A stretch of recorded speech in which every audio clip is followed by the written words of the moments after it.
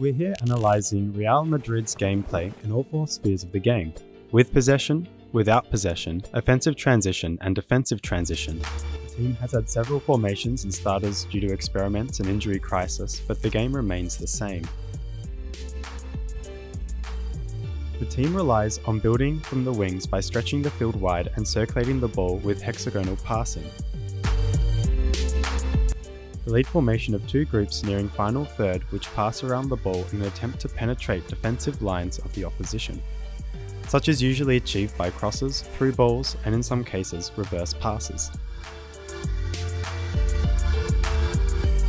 Real Madrid's improvement has been stagnant without the ball for the past couple of seasons and extends to the third season, where unorganised press and cover leads to chaos, hence faltering the defensive structure.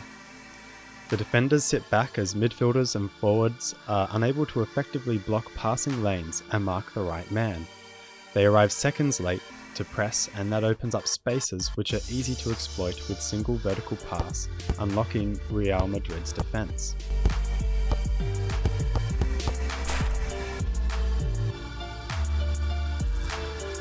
Real Madrid have been the flag bearers of counter-attacking football back in the day, and their torch still carries a bit of that flair. Players like Ramos, Benzema, Modric and Varane still have it in their muscle memory from the Mourinho era. The fullbacks push up, and the ball is moved diagonally through the crosses from deep midfield, and defenders to forwards and wingers through one-touch football.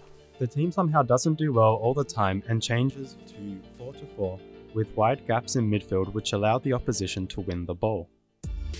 In times of desperation, Real Madrid resort to 2-2-4-2 as well, leaving them more vulnerable on defensive transition.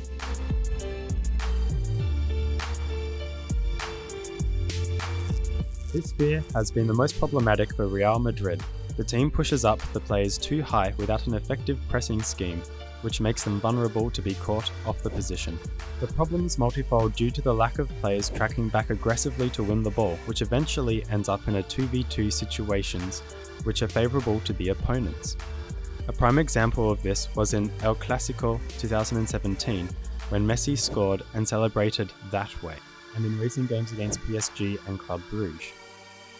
Real Madrid didn't face any significant transitions against Sevilla, Osasuna, Atletico de Madrid, and Granada, which saw them win the respective games convincingly. Could Zidane's men improve their game in transitions against Galatasaray to stay alive in Champions League, and against Barcelona to maintain their league in LaLiga? It is yet to be seen. Video by Bliss, narrated by Escott. Special thanks to Andy Terhell and Carlos Joseph.